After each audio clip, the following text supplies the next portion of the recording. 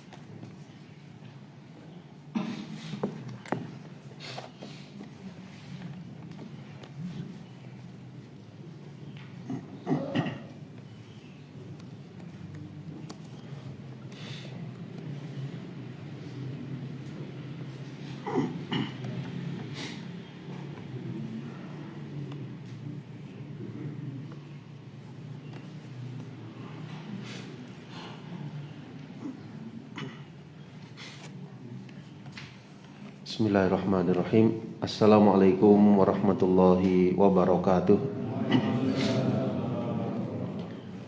Innal hamdalillah nahmaduhu wa nasta'inuhu wa nastaghfiruh wa na'udzu billahi min syururi anfusina wa min sayyiati a'malina may yahdihillahu fala mudhillalah wa may yudlil fala hadiyalah wa asyhadu an la ilaha illallah wahdahu la syarikalah wa asyhadu anna Muhammadan abduhu wa rasuluh sallallahu alaihi wa ala alihi wa ashabihi wa man tabi'ahum bi ihsanin ila yaumiddin, amma ba'd.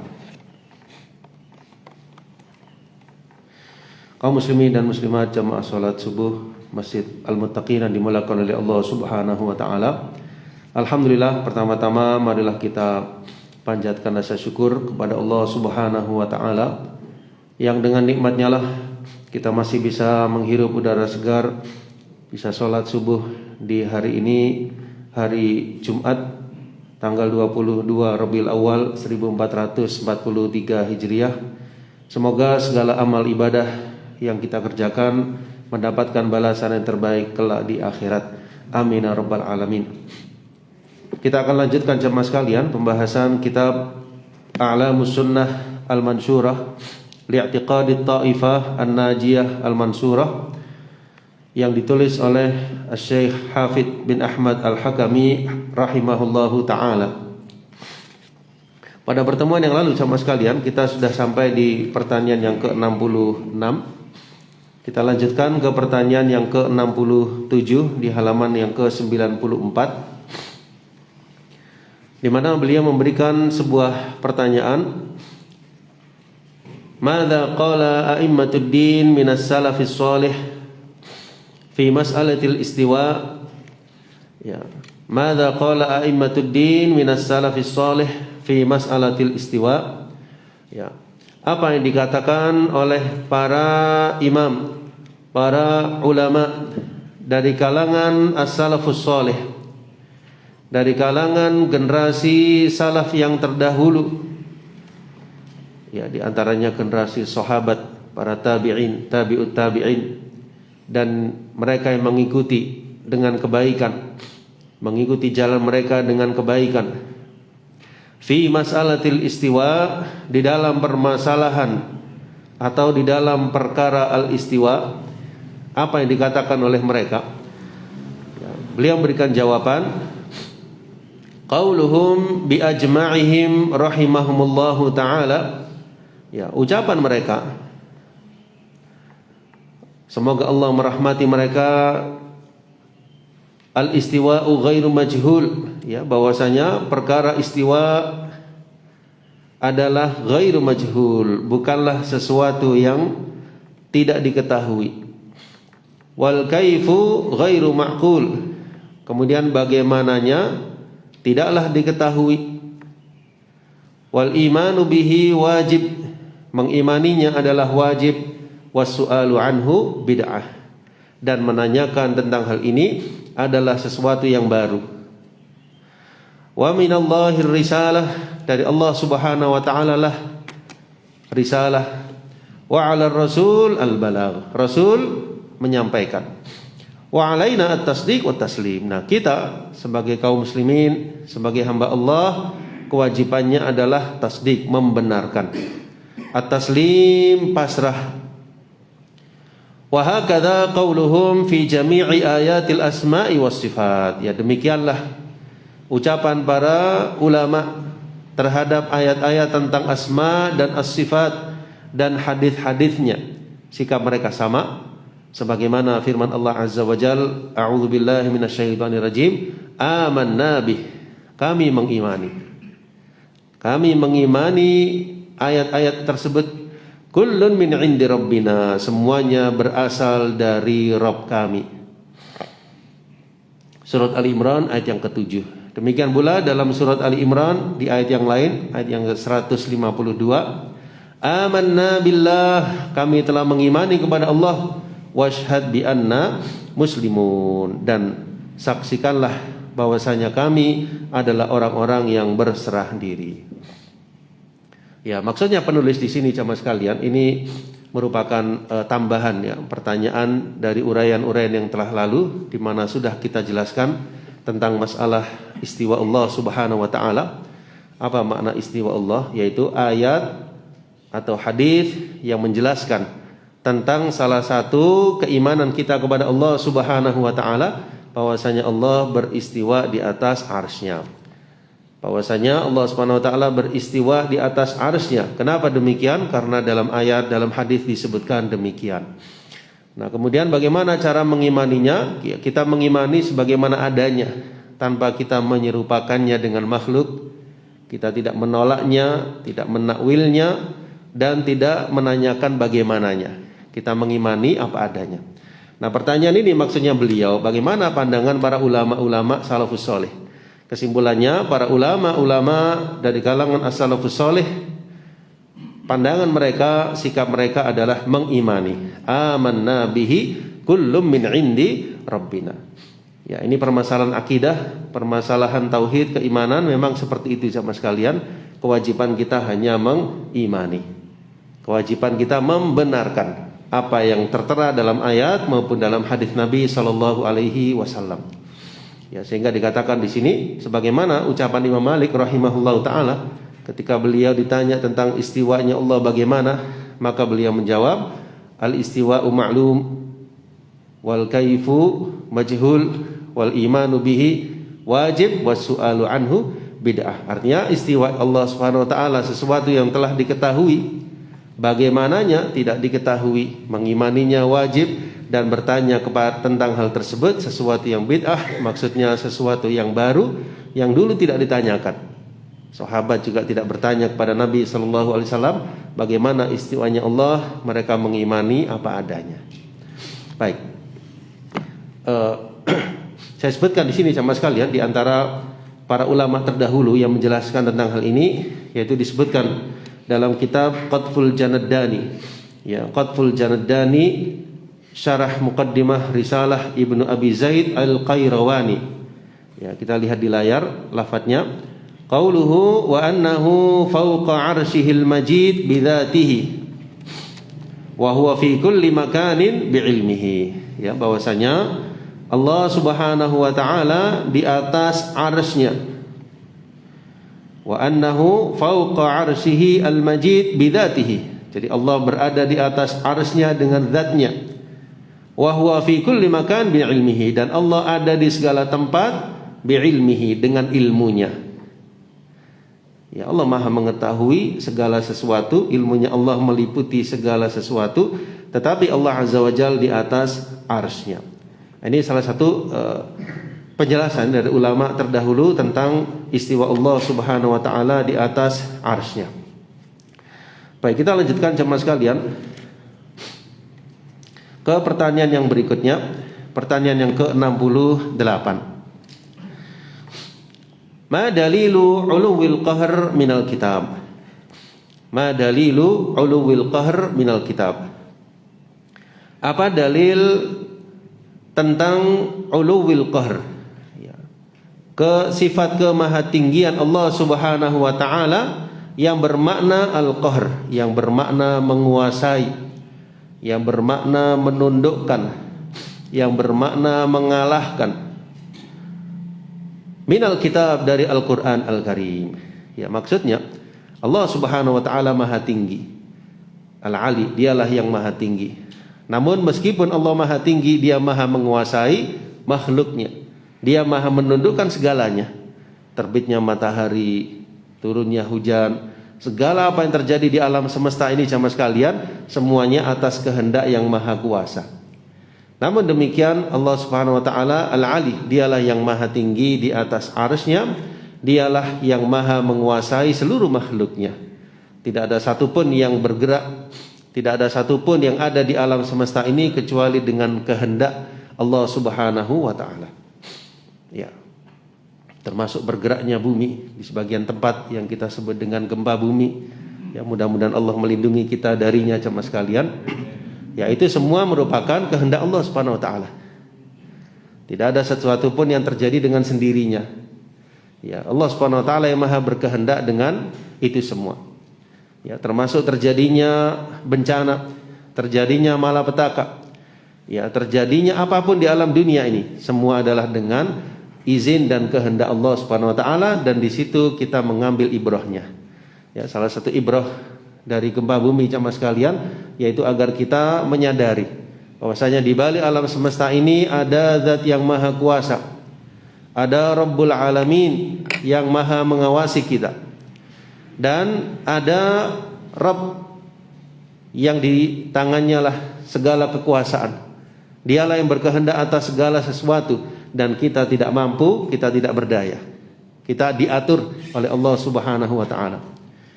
Kemudian yang kedua di antara hikmahnya jemaah sekalian, yaitu agar kita waspada, khawatir dan berhati-hati dari perbuatan kemaksiatan.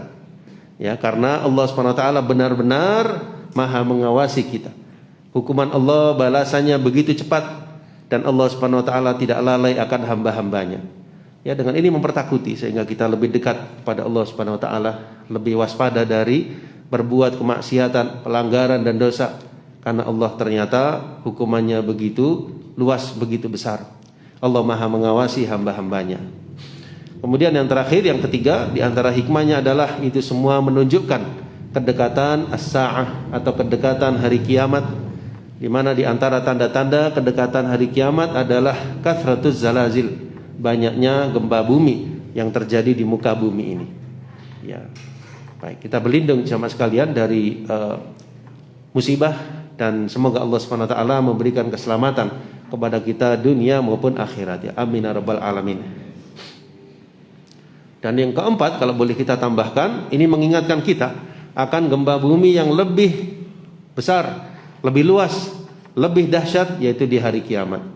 Idza zulzilatil ardu zilzalaha, apabila bumi digoncangkan dengan segoncang-goncangnya. Ya, kalau di dunia ini hanya sebagian daerah, tapi nanti di hari kiamat seluruh bumi ini digoncangkan oleh Allah Subhanahu wa taala. Disitulah beruntung orang-orang yang beriman dan beramal soleh dan telah menyiapkan dirinya untuk menghadapi hari akhir. Namun rugilah orang-orang yang tidak siap, yang banyak melakukan kedurhakaan, banyak melakukan dosa di saat terjadinya hari kiamat, di saat terjadinya musibah atau hukuman dari Allah Subhanahu wa taala, mereka dalam keadaan tidak siap dan belum mempersiapkan dirinya dengan baik menghadapi kehidupan akhirat. Ya, kita lanjutkan. Ma dalilu 'uluwil qahr minal kitab. Apa dalil tentang sifat Allah Subhanahu wa taala al-'ulu, yang berarti al-qahr, yang menguasai, mengalahkan, menundukkan. Dari Al-Qur'anul Karim, ya, di antaranya dalil-dalilnya banyak sekali kata beliau. Yang pertama dalam surah Al-An'am 18, Allah berfirman, A'udzu billahi minasyaitonir rajim. wa huwal qahiru fawqa ibadih, dan dialah Allah yang al-qahir, yang maha berkuasa atas segala hamba-hambanya. Ya, kata al-Imam Ibnu Katsir rahimahullah taala dalam tafsirnya, ai wa huwal ladzi khada'at lahur riqab wa dhallat lahul jababirah, kepada Allah lah tunduk, terhina kepada Allah Subhanahu wa taala, menghinakan kepadanya segala penguasa. Wa anat lahul wujuh wa qahara kulla syai' wa danat lahul khalaik, tunduk kepada Allah Subhanahu wa taala segala sesuatu, menghinakan diri kepada Allah Subhanahu wa taala segala makhluknya. Ya, dialah yang maha berkuasa atas segala hamba-hambanya. Wa huwa mutadammin li'uluwil qahr wal fawqiyah. Ya, makna dalam ayat tersebut, kata penulis di sini, meliputi ulu dalam arti ketinggian, dan juga maha berkuasanya Allah Subhanahu wa taala. Ya, kalau di lafaz Arabiknya itu qahr dulu baru fauqiyah. Ya, jadi makna dalam ayat ini meliputi sifat ulunya Allah Subhanahu wa taala yang maha berkuasa, dan juga fauqiyah, dan juga menunjukkan ketinggian Allah Subhanahu wa taala. Baik, ayat yang kedua dalam surah Az-Zumar, ayat yang keempat, Allah berfirman, Subhanah huwallahul wahidul qahhar. Subhanah, maha suci Allah Subhanahu wa taala, maha suci Allah. Dialah Allah al-wahidul qahhar, yang maha tunggal, yang maha esa, al-qahhar, yang maha mengalahkan. Ya, kata al-Imam Ibnu Katsir tentang ayat ini, ta'ala wa tanazzaha wa taqaddas. Ya, Allah maha tinggi, maha suci dari dinisbahkannya anak kepadanya. Fa innahul wahidul ahad, karena dialah Allah yang maha tunggal, al-fardus samad, kepadanya tempat bergantung, alladzi kulla syai'in 'abdun ladaih, yang mana semuanya, semua hamba adalah menghamba kepadanya, segala sesuatu menghamba di hadapannya, faqirun ilaihi, dalam keadaan butuh kepada Allah Subhanahu wa taala. Ya, kita semua butuh jamaah sekalian. Ya, butuh udara, butuh air, butuh rizki, butuh segala-galanya kita bergantung kepada Allah Subhanahu wa taala. Ya, jadi kita adalah dhaif, ya lemah. Ya, apa yang kita punya enggak punya sama sekali. Bahkan ruh sekalipun yang ada dalam diri kita milik Allah Subhanahu wa taala. Ya, kita enggak berkuasa. Coba kalau orang berkuasa, pasti dia ketika dicabut bertambah lagi umurnya. Tapi tidak demikian ketika dicabut nyawanya, manusia berlepas diri. Ya, pasrah. Demikian pula di dalam hidup, dia sangat bergantung kepada Rabbul Alamin. Ya, ini menunjukkan kelemahan kita dan menunjukkan Allah Subhanahu wa taala yang maha berkuasa atas hamba-hambanya. Al-Ghani, kata Imam Ibnu Katsir, dialah Allah Subhanahu wa taala yang maha kaya dari selainnya. Dia tidak membutuhkan, sebaliknya kita maha butuh kepada Allah Rabbul Alamin. Baik, yang ketiga, ayat yang berikutnya surah Ghafir atau surah Al-Mu'min ayat yang ke-16. Limanil mulkul yaum, kepunyaan siapakah kerajaan pada hari ini? Ya, pada hari kiamat nanti. Lillahil wahidul qahhar, kepunyaan Allah lah yang maha esa lagi maha mengalahkan. Ini semisal dengan dalam surah Al-Fatihah. Bagaimana ayatnya jemaah sekalian? Maliki yaumiddin. Maliki yaumiddin, Allah lah yang maha merajai hari pembalasan. Allah yang maha merajai dunia dan akhirat, tapi nanti di hari akhir di padang mahsyar akan tampaklah kemaharajaan Allah. Yang dulunya raja di dunia, penguasa di dunia akan mengakui tidak ada satupun yang menganggap dirinya berkuasa. Di dunia banyak orang yang menyombongkan diri, tapi nanti di akhirat akan tampak semua kita adalah hamba kepadanya, dan Allah lah yang maha merajai. Ayat yang berikutnya dalam surah Shad ayat yang ke-65, Allah berfirman, Qul innama ana mundzir, katakanlah wahai Nabi Muhammad sallallahu alaihi wasallam, ana mundzir, aku hanyalah pemberi peringatan. Ya, jadi para nabi, para rasul itu hanyalah memberikan peringatan kepada umatnya masing-masing jemaah sekalian, dan merekalah yang menentukan Dalam artian mereka lah yang memilih beriman atau tidak. Beruntunglah mereka yang beriman dan celakalah kalau seandainya mereka tidak mengimani dakwahnya para nabi dan rasul. Sehingga katakanlah, wahai nabi, ana mundir, aku hanyalah pemberi peringatan. Ya, mau ikut alhamdulillah, tidak ikut juga tanggungan mereka sendiri di akhirat.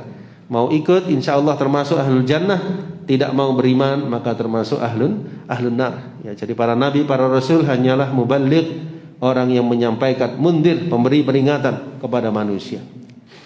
Wa ma min ilahin illallah, sesungguhnya aku hanyalah pemberi peringatan dan sekali-kali tidak ada sesembahan yang hak kecuali Allah. Ya, inilah intisari dakwahnya seluruh para nabi dan rasul, mengajak umatnya hanya menyembah kepada Allah Rabbul Alamin dan tidak menyembah kepada selainnya. Ya, inilah yang didakwahkan Nabi SAW di Makkah Al-Mukarramah 13 tahun lamanya. Intisari dakwah beliau adalah mengajak kepada kalimat tauhid, la ilaha illallah, pemurnian ibadah hanya kepada Allah Subhanahu wa taala. Wa ma min ilahin illallahul wahidul qahar, dialah yang maha tunggal, al-qahar, yang maha mengalahkan. Ya, semakna dengan ayat-ayat sebelumnya. Kemudian yang berikutnya dalam surah Hud ayat yang ke-56, ma min dabbatin illa huwa akhidhum binasiyatiha, tidak ada satupun makhluk yang bergerak, yang bernyawa, melainkan dialah Allah yang memegang ubun-ubunnya, yang berkuasa atasnya. Ya, dia hidup, dia mati, semua atas kehendak Allah Subhanahu wa taala. Karena itu jamaah sekalian, sebelum kita tidur, ya, kita disunahkan membaca salah satu doa, di antaranya bismikallahumma amutu wa ahya. Dengan menyebut nama Allah, aku mati dan aku hidup. Ya, kita nggak tahu. Nah, kalau kita diberikan kehidupan, besoknya masih bangun, pagi harinya masih bangun, subuhnya bangun, di penghujung malam bangun, alhamdulillah, ini tambahan umur dari Allah Subhanahu wa taala. Karena tidur adalah saudara kematian. Ya, karena itu doanya bismikallahumma amutu wa ahya. Ya, yang riwayat hadisnya amutu dulu, amutu wa ahya, dengan menyebut nama Allah, aku mati dan aku hidup. Ya, atau doa-doa yang lainnya. Inna rabbi ala siratim mustaqim, sesungguhnya Rabbku di atas jalan yang lurus. Ya, di sini yang berkaitan dengan bab kita adalah, atau pertanyaan 68, akhidum binasiyatiha, huwa akhidum binasiyatiha, Allah Subhanahu wa ta'ala lah yang memegang ubun-ubun makhluknya. Setiap yang bernyawa, Allah lah yang berkuasa atas dirinya. Ya, mati dan hidup di tangan Allah Subhanahu wa ta'ala. Kemudian juga di dalam ayat yang lain Allah berfirman dalam surah Ar-Rahman 33, a'udzubillahi minasyaitonirrajim, ya ma'syaral jinni wal ins, wahai sekalian jin dan manusia, ini istata'tum an tanfudhu min aqtaris samawati wal ard, jika kalian sanggup melintasi penjuru langit-langit dan bumi, famfudhu, maka lintasilah. La tanfudhuna illa bisultan, ya, kalian tidak dapat menembusnya kecuali dengan kekuatan. Ya, namun kita sampai hari ini sebagai manusia tidak ada satupun yang bisa menembus langit. Dengan kemajuan teknologi yang begitu luar biasa, kita tetap tidak bisa menembus langit. Ya, kecuali para nabi dan para rasul, ya, mereka tinggal, ya, di antaranya Nabi Muhammad SAW yang di-Isra dan Mi'rajkan oleh Allah Subhanahu wa taala sampai menerima perintah untuk sholat. Tapi manusia sendiri dengan kemajuan teknologi tidak ada yang bisa menembus langit. Inilah menunjukkan kelemahan kita sebagai manusia. Dan Allah Maha berkuasa, ya. Begitu luasnya alam semesta menunjukkan bahwasanya Allah menguasai hamba-hambanya, namun demikian Allah Maha tinggi di atas arsy-Nya. Insyaallah demikian pertanyaan yang ke-68, dalil dari Al-Quran tentang sifat Allah Subhanahu wa ta'ala al-ulu, yang berarti al-qahr, ya, yang menguasai, menundukkan dan mengalahkan. Kemudian di pertanyaan yang berikutnya, penulis yaitu Syekh Hafidz Al-Hakami memberikan pertanyaan menyambung dari yang tadi, sekarang dari sisi hadis. Ya, ma dalilu dzalika minas sunnah, apa dalil tentang sifat Allah Subhanahu wa taala al-ulu, yang berarti al-qahr, yang maha menguasai, menundukkan dan mengalahkan. Di antaranya kalau dari hadis jamaah sekalian, dalil-dalilnya kata beliau katsirah, banyak sekali. Di antaranya adalah sabda Nabi sallallahu alaihi wasallam, A'udzu bika min syarri kulli dabbatin anta akhidum binasiyatiha. Aku berlindung kepadamu ya Allah,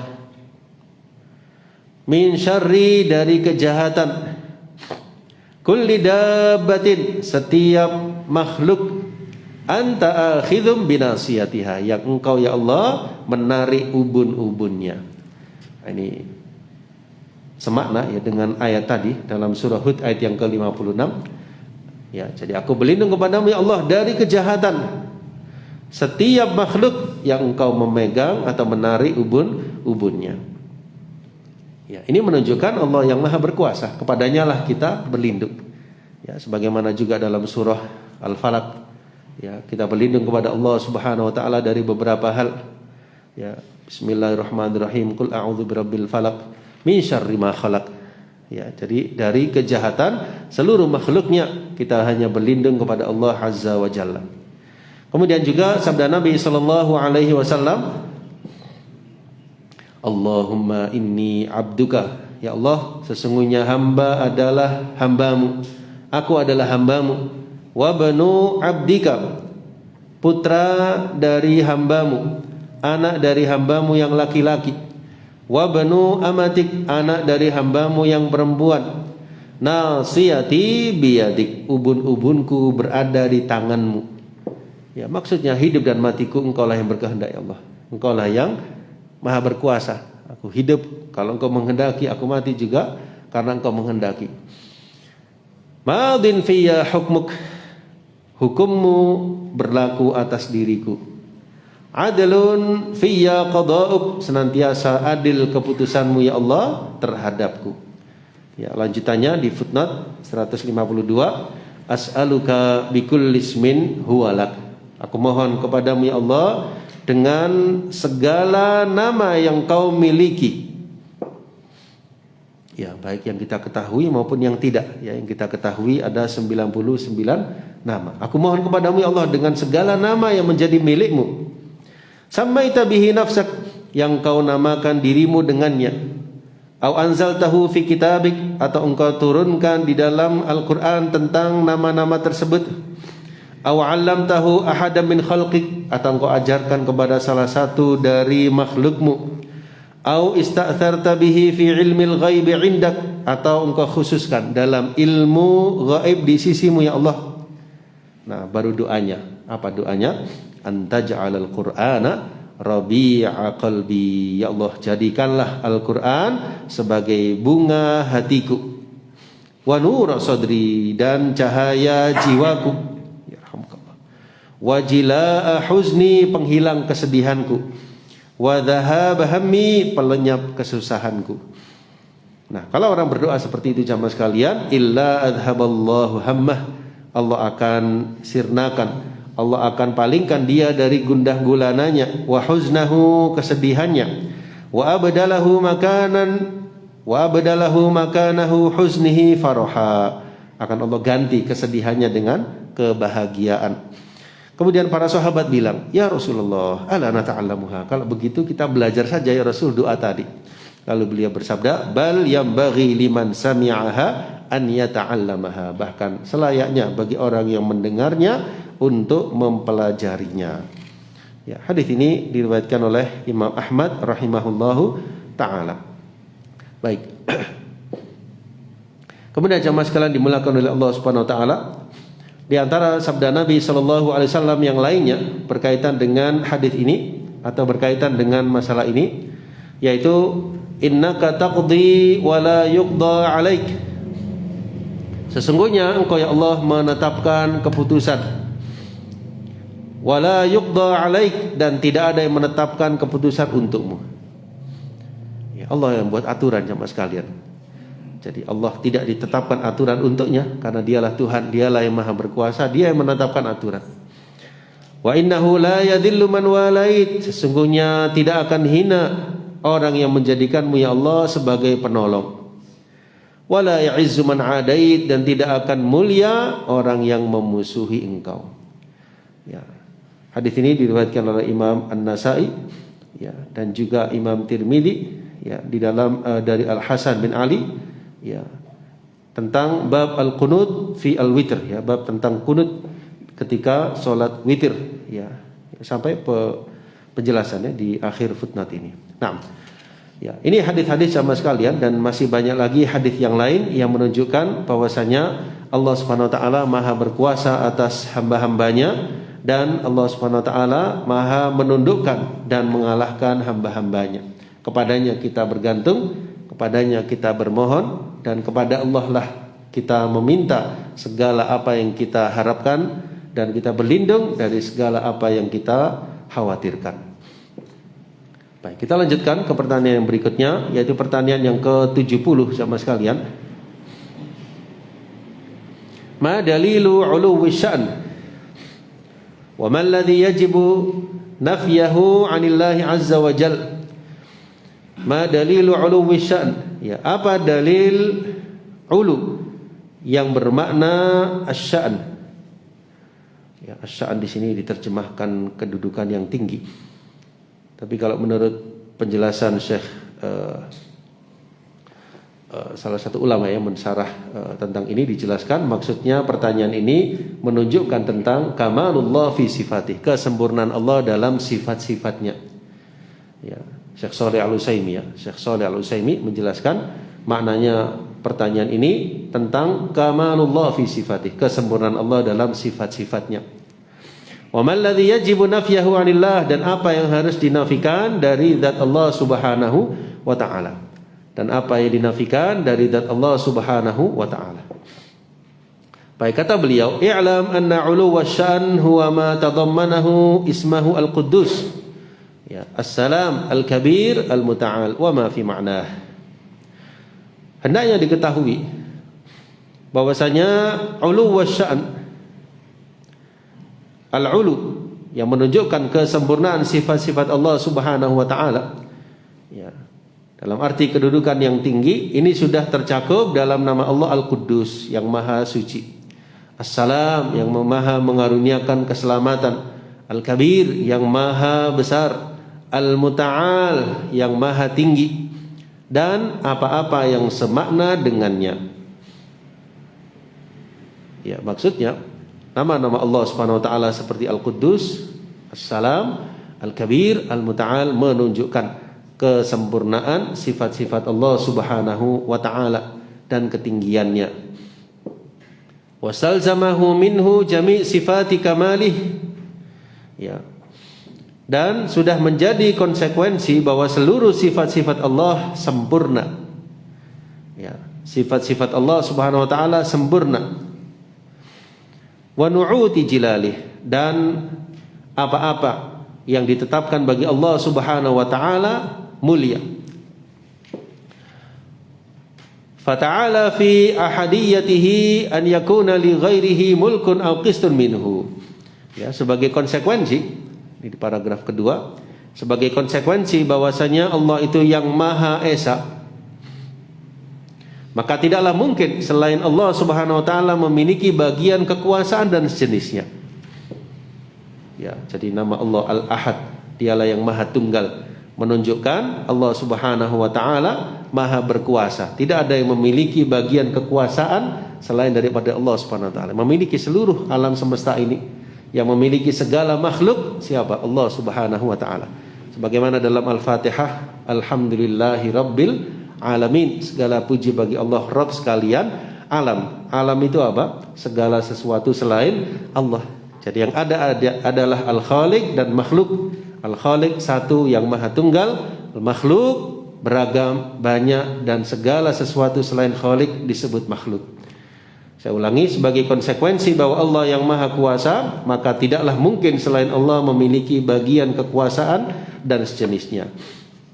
Di halaman berikutnya, atau menjadi penolong, menjadi tulang punggung, atau sebagai pemberi syafaat di sisi Allah tanpa seizinnya atau tanpa perlindungan dari Allah Subhanahu wa taala. Kemudian yang berikutnya, sebagai konsekuensi dari sifat agung besar, berkuasa, dan pemilik alam serta penguasa, maka tidak mungkin ada yang bisa menentang Allah Subhanahu wa ta'ala. Tidak ada yang bisa mengalahkannya atau menjadi penolong dan penyelamatnya dari kehinaan. Dengan keberadaan Allah Subhanahu wa ta'ala sebagai sandaran segala makhluk, tidak mungkin Allah memiliki istri, anak, orang tua, sekutu atau saingan. Ya, dalam Al-Ikhlas Allah berfirman, Allahus Samad, Qul huwallahu ahad, Allahus Samad. Allah tempat bergantung. Kalau Allah tempat bergantung, sandaran makhluk, maka Allah tidak mungkin akan membutuhkan makhluknya. Kalau Allah itu tempat bergantung makhluk, menunjukkan apa maksudnya? Allah tidak butuh makhluknya, berarti Allah tidak butuh untuk memiliki istri, anak, orang tua, dan yang lainnya. Karena Allah dialah tempat bergantung seluruh makhluknya. Allah tidak butuh makhluk. Nah, lanjutannya, kalau Allah itu maha hidup, maha terjaga, maha berkuasa, maka tidak mungkin, kata beliau, Allah itu mengalami yang namanya al-maut. Karena Allah maha hidup. Nah, beda dengan makhluk. Tidak mungkin Allah Subhanahu wa ta'ala mengandung, tertidur, lelah. Tidak mungkin bagi Allah Subhanahu wa ta'ala. Ya, bisa kita lihat dalam ayat kursi, bagaimana Allah Subhanahu wa ta'ala menjelaskan bahwasanya Dia Al-Hayy Al-Qayyum. Allah tidak ditimpa oleh rasa kantuk maupun tidur. Beda dengan makhluk. Karena ini semua sifat kelemahan. Ya, kita semua pasti mengantuk, kita semua pasti butuh tidur. Coba apa bisa kita nggak tidur sama sekalian? Ya, pasti kita akan mati. Kalau nggak tidur, coba nggak tidur 3 hari, nggak tidur seminggu, ya apa coba? Ya, pasti rusak badan kita dan kita akan ya sirna dari alam dunia ini. Pasti mau nggak mau harus ada yang namanya ngantuk, harus ada yang namanya tidur, harus ada yang namanya makan, harus ada yang namanya minum. Ya, ini semua menunjukkan lemah. Ya, nggak bisa nggak makan, nggak bisa nggak tidur. Nah, namun Allah tidak demikian. Allah tidak butuh semuanya. Allah maha hidup dan Allah maha terjaga. Ya. Lanjutannya, sebagai Allah Subhanahu wa ta'ala itu yang Al-Alim, yang maha mengetahui, tidak mungkin Allah lengah, tidak mungkin Allah lupa. Nah, beda dengan kita manusia yang serba lengah, serba lupa. Allah tidak demikian, karena Dia Tuhan. Ya, jadi Allah Subhanahu wa ta'ala tidak mungkin akan lengah atau lupa. Bahkan seluruh apa yang kita kerjakan di alam dunia ini semua akan dihadirkan.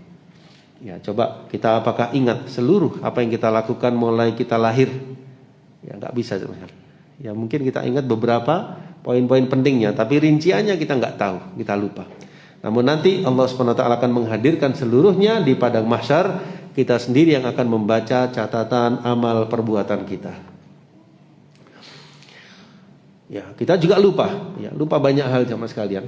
Ya, lupa ini plus minus ya. Kalau menurut Imam Ibnu Qayyim, salah satu manfaat lupa itu adalah kita tidak teringat dengan sesuatu yang menggelisahkan diri kita, sesuatu kegagalan dan sebagainya. Dengan lupa tadi, kita dimudahkan oleh Allah Subhanahu wa ta'ala bisa melupakan hal tadi.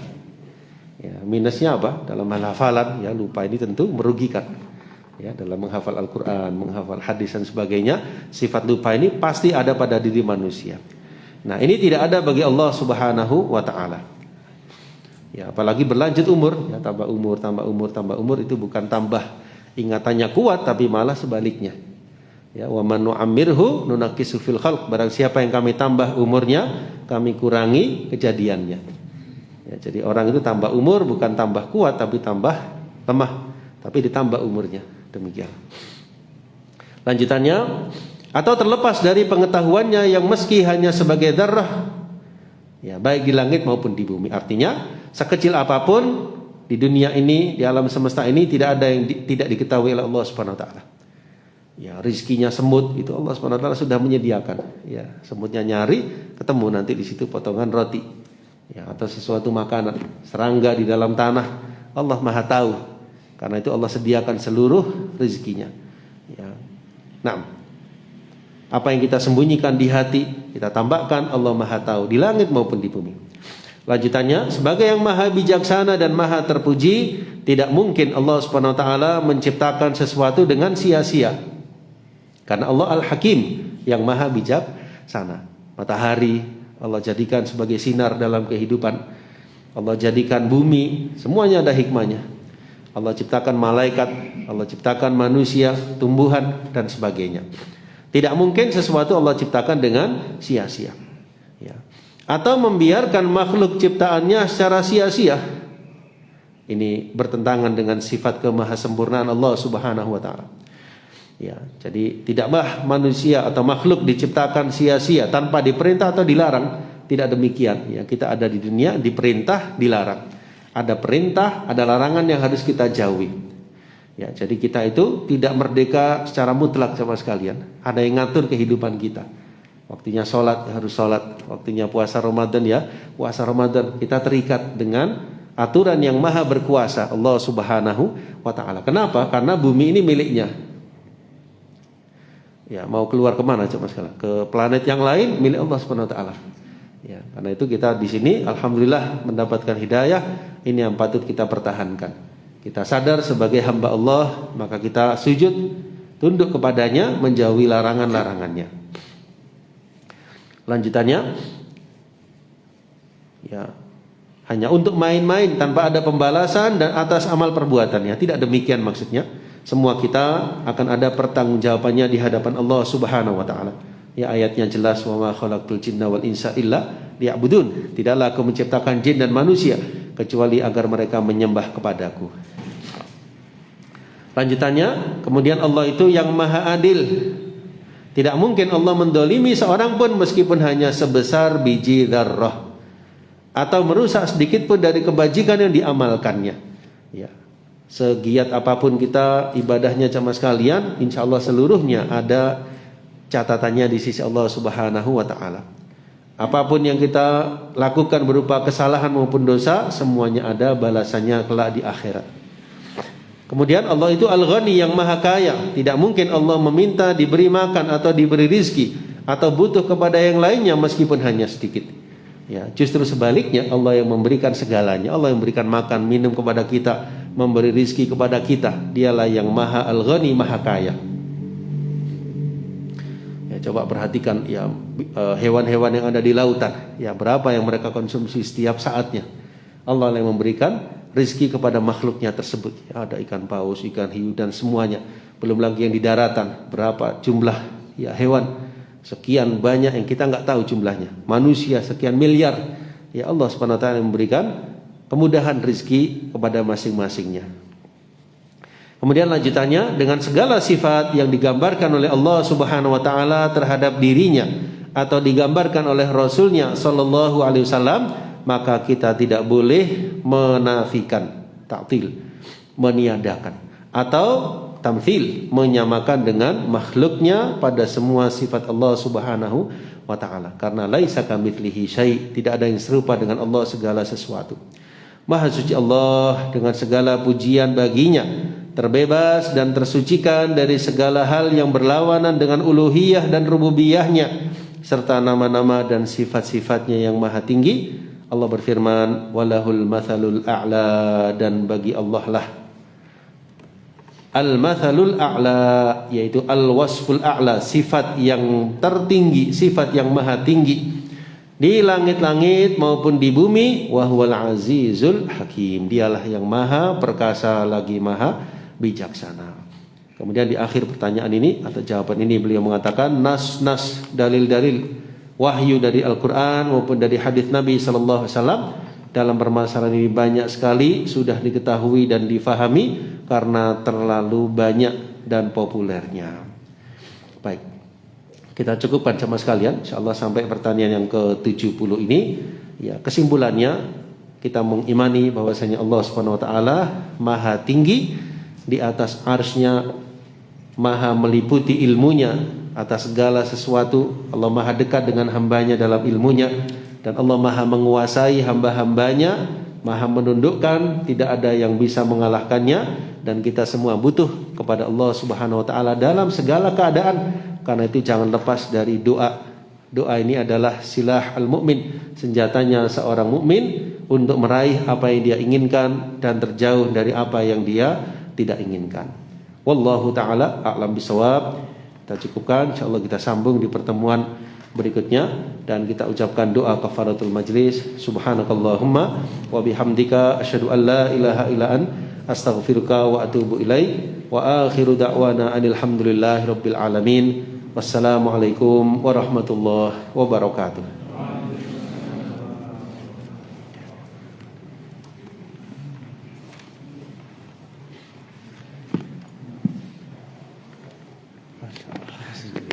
Kenapa?